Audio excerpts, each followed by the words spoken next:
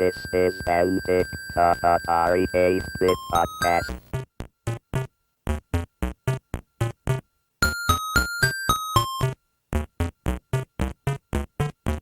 I'm Kevin Savitz, and this is an interview edition of Antic, the Atari 8-bit podcast. Larry Liberty had what many of us kids would have considered a dream job. In 1983, when he was 11 or 12 years old, he was a focus tester for Atari 5200 games. He got to test and report back on Space Dungeon and Vanguard for the 5200. And he's also had a busy career doing all sorts of video game things since then, but we're just basically going to talk about what he did when he was 11. This interview was conducted March 2nd, 2015. Here's Larry Liberty. It looks like you have had an illustrious career in video games. You have worked on Fallout, you did all sorts of amazing PlayStation-y things, and but I'm really only interested at the very beginning. Just a little bit of work that I did back when I was basically 12 years old, which was focus testing. Back then, Atari, or a company on behalf of Atari, like a marketing company, actually, it might have been research company, would give.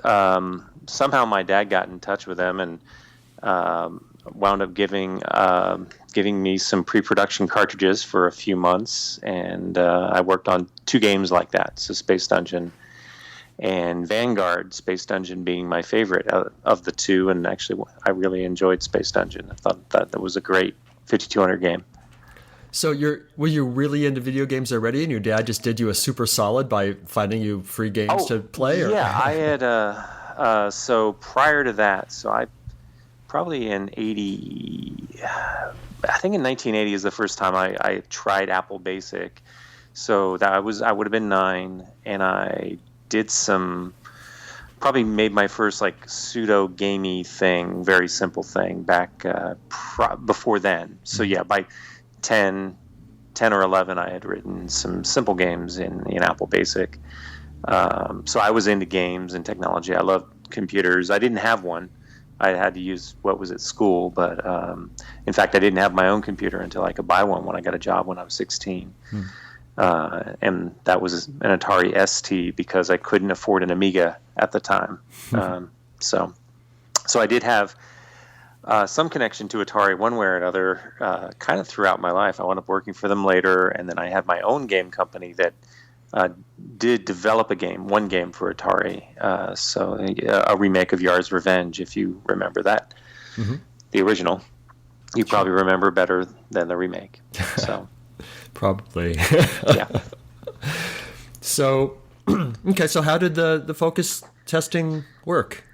Well, basically, we were given a certain amount of time with a pre-production cartridge, which I had never seen before. They basically look like very cheaply printed, like someone just slapped a sticker on this black, kind of mystery cartridge, and on it was a, I guess you would call it a beta build of the games, and then I'd have to go into an office once, I think every 2 weeks, and they'd collect data, bugs, feedback, whatever. And in some ways it was a very loose, I wouldn't even call it similar to what we do with QA now, where they're on site, they're constantly iterating on bugs. And to be honest, I don't know if how much internal, like formal QA as we know it today, was done. But I wound up doing kind of some of that.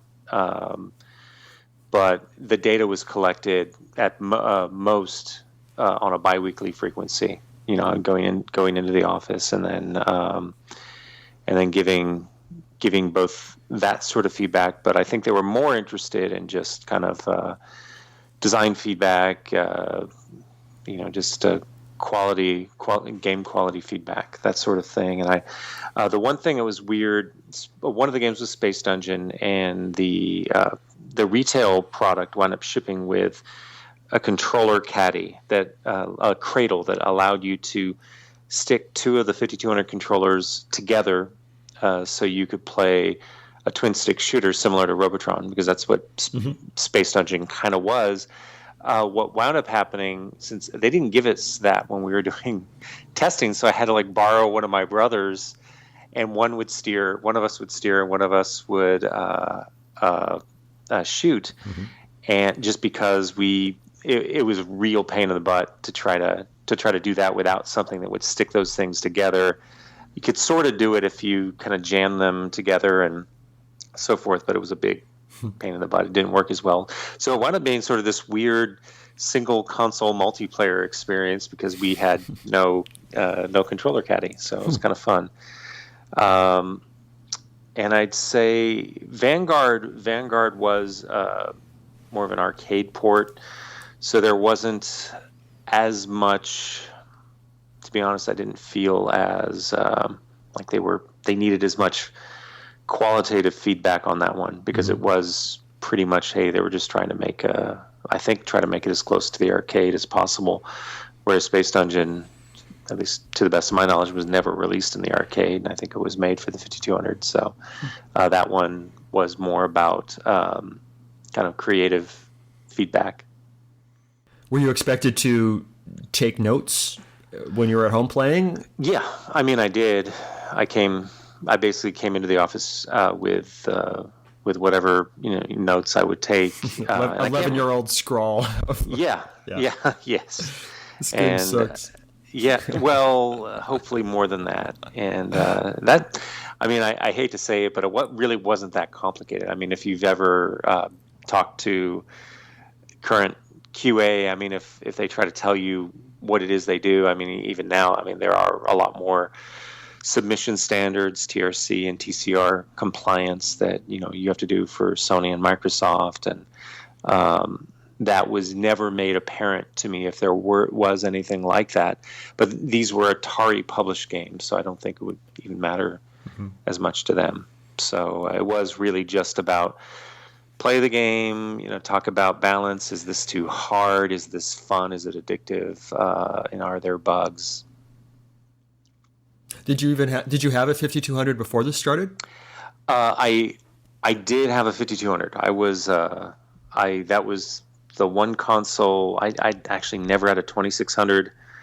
In fact, that was my first game console, was the 5200. I had admired the hardware behind them, because the 5200 was basically an Atari 400 computer, and I'd read about Jay Miner. He's the designer that designed the Atari 400, 800, and he was kind of a famous hardware designer, hardware engineer. And he later went on to make the Amiga and the Atari Lynx as well. So I thought the hardware seemed cool. The CPU was very normal. I think it was a 6502 8-bit processor, but it actually had a decent sound, and for the time it had decent sound and graphics. I believe it could do 320 by 200. It could display 256 colors at once, which was remarkable at the time. So I knew about the hardware. I wanted that, and I was interested in it. So I think the connection there, I was ready and able to. And that was the other thing that was kind of strange. Those pre-release cartridges, I didn't have a special 5200. I had a retail 5200, so they seemed to work on it. Whereas today, you shouldn't be able to test pre-production software on a PlayStation without having a special test kit or a dev kit. Right. And so they didn't do that. That was another difference in hindsight that they did differently. When you went into the office, were there other kids there, or was it just like one-on-one with you and someone? You know what? If there was, it was a very small group. There seemed to be at least as many. It might have been like 2 or 3 other kids, and then there were probably at least as many adults. It was pretty small, and I remember this was back in Mission Valley in San Diego. If that rings a bell, I don't know if you know Southern California at all, but that's about all. That part of it. Yeah. Okay. All right. So you just did the two games, Space Dungeon and Vanguard. Yep. They were done with you, or were you sick of it, or why? Pretty much. I mean, I wound up getting Space Dungeon when it came out in retail. You had to buy it? Actually, I believe I did. Yeah, they didn't give me much money for doing the focus testing. But and I think I'm pretty sure we bought it. I mean, I didn't have a job at the time, so my dad, I'm sure, had to buy it. But yeah, we bought it, as far as I know. And that's how I realized, hey, this was supposed to come with the plastic contraption that allowed you to stick the controllers together. I did do a little bit of links testing when I was in college. A friend of my sister's had a small game developer, and he was making links games, and so I got to do some links testing. That's about it as far as kind of Atari and testing, until I started to work for Sony back in the PlayStation 1 days. So that's. And then it looks like this is getting out of the realm of what I cover, but it looks like later in 2007 you actually worked for Atari as a grown-up.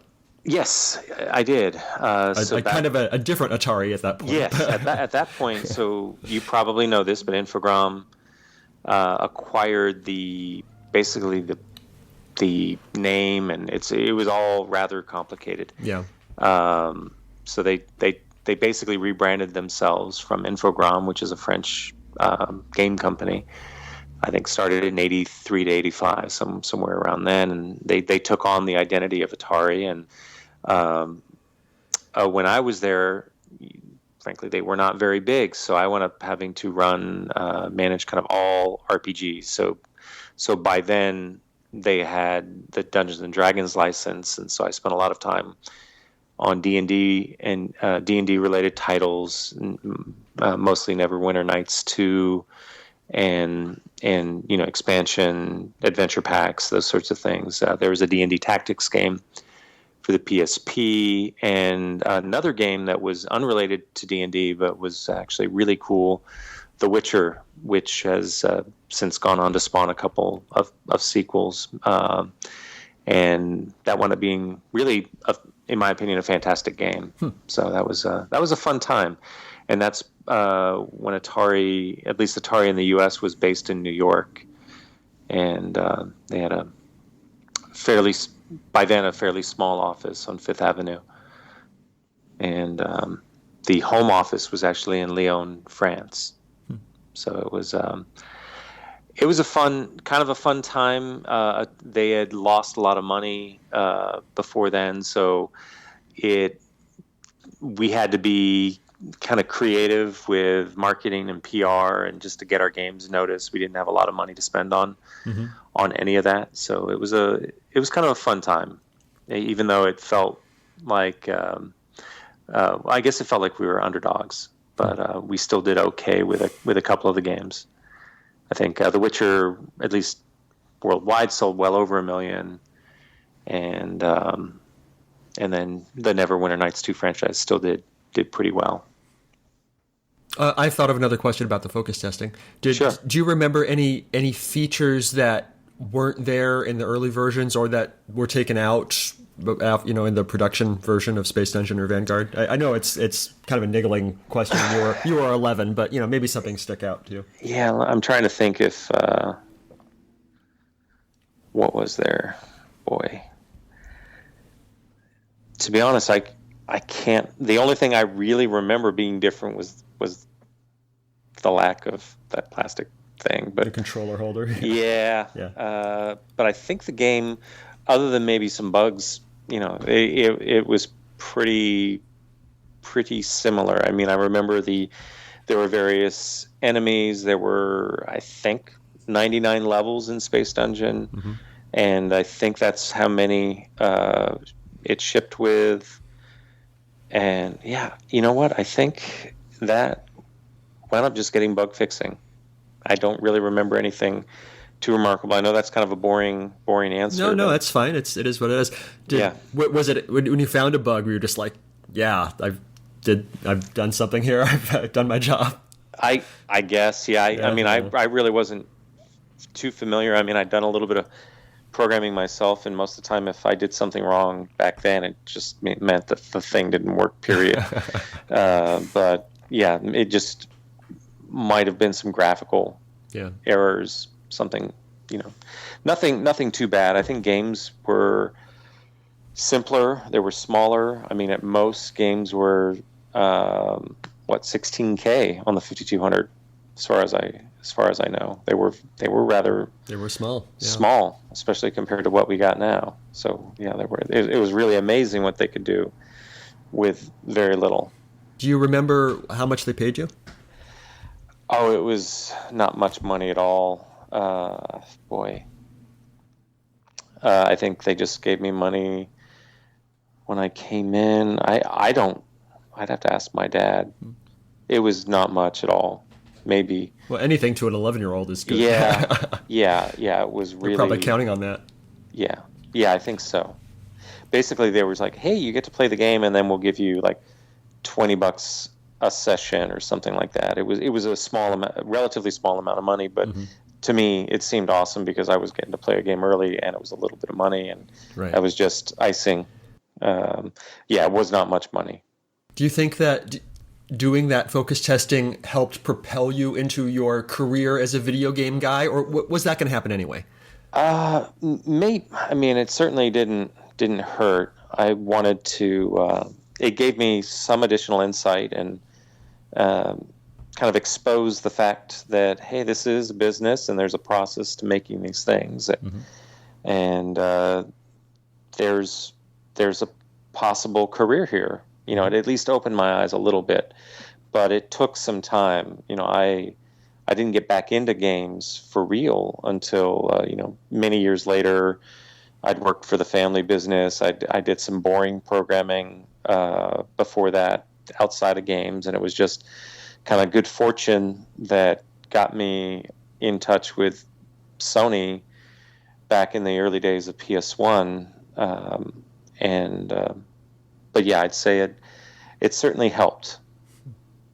Good. Is there anything I should have asked you that I haven't yet?